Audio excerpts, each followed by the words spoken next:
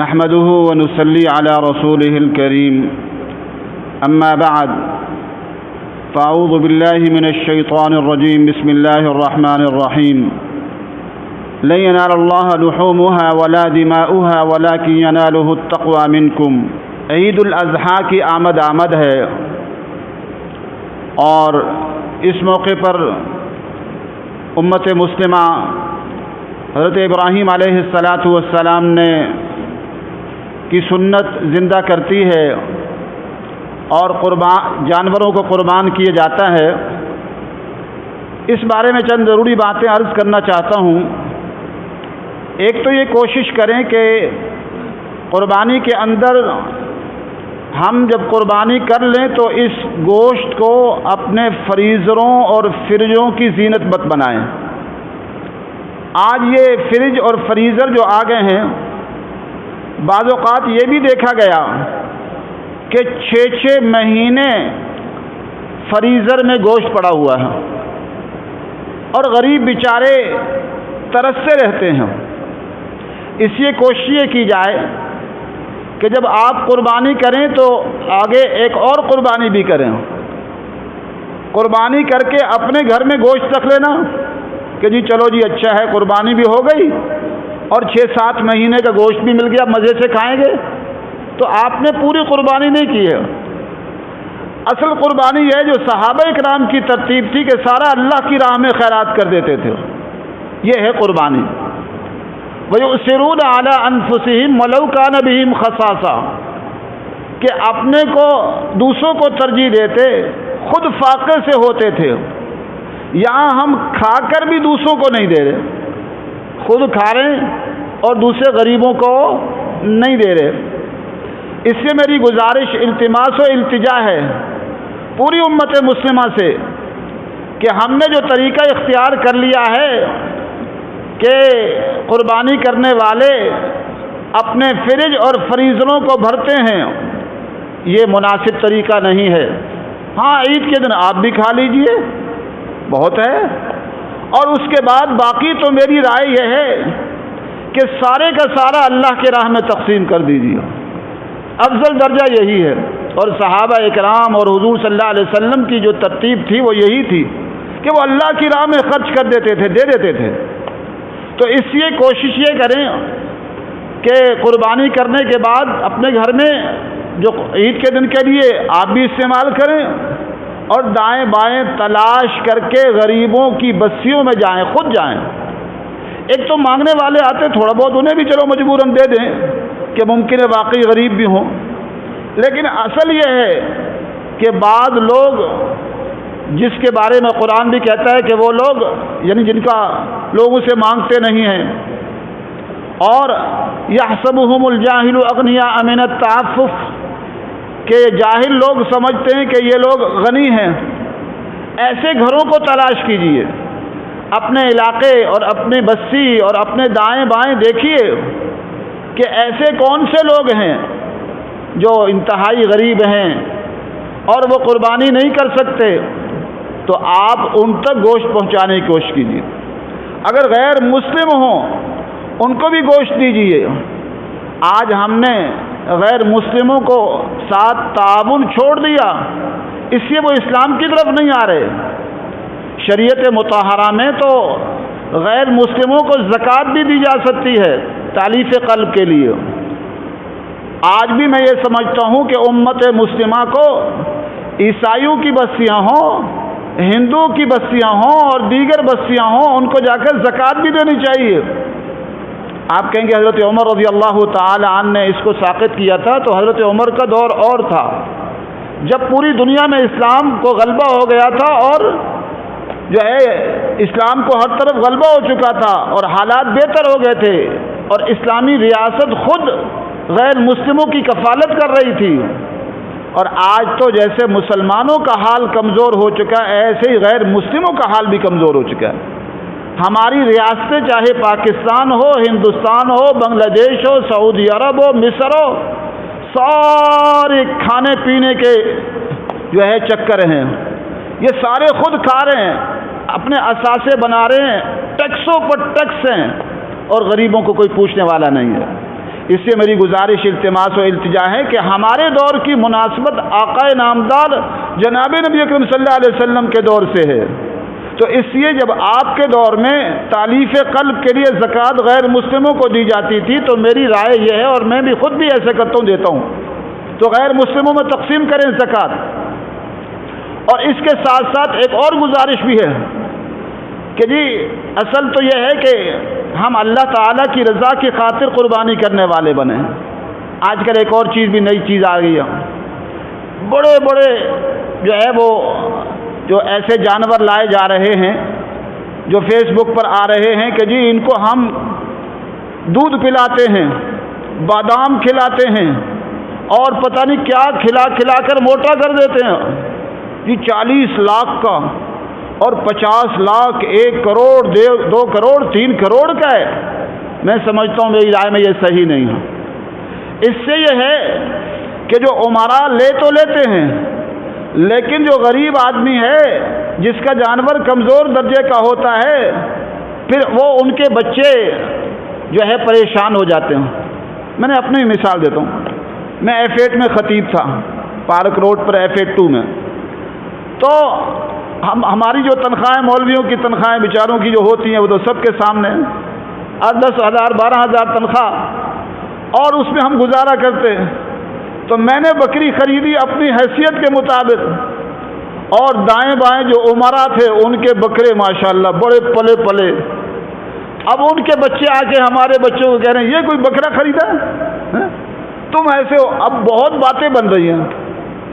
اب مجھے بڑا احساس ہوا کہ دیکھو ہم نے تو اللہ کی رضا کے خاطر جانور لیا، لیکن اب اس وقت ٹھیک ہے میں سمجھتا ہوں ایک حد تک پلا ہوا لے، کوئی اشکال نہیں ہے، لیکن یہ لاکھوں روپے کے اور کروڑوں روپے کے جانور، اس میں جو غریب ہوتے ہیں، جو غربا دائیں بائیں اپنے جانور لیتے ہیں، ان کے بچوں کی حوصلہ شکنی ہوتی ہے۔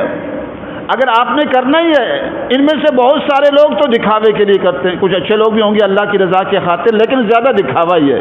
او جی واہ بھائی واہ، چودھری صاحب کا بیل تو دیکھنے والا ہے، خان صاحب کا بیل تو ایسا ہے، اور فلاں صاحب سردار صاحب کا بیل ایسا ہے، اور وہی خان اور چودھری صاحب اگر اس کے گھر میں کوئی غریب چلا جائے تو 1,000 روپیہ اس کو نہیں دیتے، 1,000 روپیہ اس کو دینے کو تیار نہیں ہے، اور یہاں جانور 40-50 لاکھ کا لے رہے ہیں۔ تو اس سے اندازہ ہوا کہ یہاں اللہ تعالیٰ کی رضا اگر ہے تو یہاں بھی اللہ کی رضا تھی کہ غریبوں کا تعاون کیا جائے۔ حدیث میں آتا ہے احب الاعمال الی اللہ بعد الفرائض ادخال السرور فی قلب المومن، کہ اللہ رب العزت کو سب سے زیادہ پسند یہ ہے فرائض کے بعد کہ آپ مومن کا دل خوش کریں۔ ارے مومن کو 1,000 دے دیا، 2,000 دے دیا، 3,000 دے دیا، تو آپ یہ کریں۔ اور اگر آپ نے ایسا جانور کرنا بھی ہے تو آپ یہ کریں کہ کہیں دور دراز غریبوں کی بستی میں بھیج دیں، آپ کا دل کا پتہ چل جائے گا۔ آپ ایسے علاقے میں خان صاحب، چودھری صاحب، نواب صاحب، ٹیوانے صاحب سے کہیں یہ جو 40 لاکھ کا بیل ہے یہ آپ چپکے سے کسی کو نہ بتائیں، کسی غریب کی بستی میں بھیج دیں۔ اگر وہ راضی ہیں تو اس کا مطلب ہے پھر تو ٹھیک ہے، دل اخلاص ہے۔ اور اگر کہتے ہیں نہیں یہ کیا ہوا، وہاں کیوں، تو اس کا مطلب ہے پھر دکھاوا ہے، پھر کیا ہے، دکھاوا ہے۔ آپ 40 لاکھ کے زیادہ سے زیادہ بیل لے لیں اور غربا میں تقسیم کریں، عیسائیوں کی بستی میں تقسیم کریں، ہندو کی بستی میں تقسیم کریں، تاکہ ان کا دل ہماری طرف متوجہ ہو۔ تہادو تحابو، حدیث میں آتا ہے ہدیہ دو محبت میں اضافہ ہوگا۔ تو میری گزارش ہے کہ میری رائے میں اتنے بڑے بڑے بیل لینا یہ مناسب طریقہ نہیں ہے۔ ایک تو اس سے یہ ہے کہ دکھاوا آ جاتا ہے، غریبوں کی حوصلہ شکنی ہوتی ہے، اور اگر آپ نے کرنے، آپ صلی اللہ علیہ وسلم نے 63 اونٹ قربان کیے اللہ کی راہ میں، آپ زیادہ سے زیادہ قربان کریں، نفلی طور پر تو کوئی رکاوٹ نہیں ہے۔ اگر آپ کے پاس 50 لاکھ ہیں، 1 کروڑ ہے، تو آپ نفلی قربانی زیادہ سے زیادہ کریں، کوئی اشکال نہیں ہے۔ وہ تو فرض کا حکم الگ ہے نا کہ اتنا کرنا ہے، نفلی میں تو آپ صلی اللہ علیہ وسلم کی طرف سے کریں، صحابہ اکرام کی طرف سے کریں، انبیاء علیہ الصلوۃ والسلام کی طرف سے کریں، تو یہ جو بڑے بڑے جانوروں کی ترتیب ہے، مجھے اس پر جو ہے وہ اطمینان نہیں ہے۔ اور ان سے بھی پوچھیں، اگر وہ اس کو چپکے سے کسی دور دراز مدرسے والوں کو دے دیں، کسی غریبوں کی بستی میں دے دیں، جا کے کہیں ٹھیک ہے جی 40 لاکھ لے لو وہاں قربان کر دو، پھر تو سمجھ آئے گی کہ بات ٹھیک ہے۔ لیکن کہیں گے نہیں، ہمارے علاقے میں آئے، سارے علاقے کو، محلے کو پتہ چلے کہ سردار صاحب نے، خان صاحب نے، چودھری صاحب نے، نواب صاحب نے 40 لاکھ کا بیل خریدا ہے، واہ بھائی واہ، واہ بھائی واہ۔ تو اس کا مطلب ہے پھر کیا ہے؟ دکھاوا۔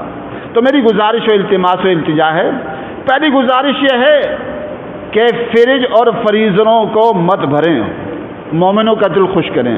ایک قربانی کر کے اللہ تعالیٰ کو راضی کرنا اللہ کی رضا کے خاطر، اور اللہ تعالیٰ کو دوسرا راضی کرنے کا طریقہ یہ ہے کہ مومنوں کے دلوں کو خوش کریں، جو اللہ کو سب سے پسند ہے۔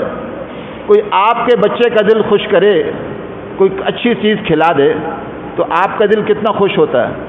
یہ ساری مخلوق، الخلق عیال اللہ، حدیث میں فرمایا یہ ساری مخلوق اللہ کے عیال، اللہ کا کنبہ ہے، اور اللہ تعالیٰ کو پسند وہ ہے جو اس کی مخلوق کے ساتھ اچھا سلوک کرے۔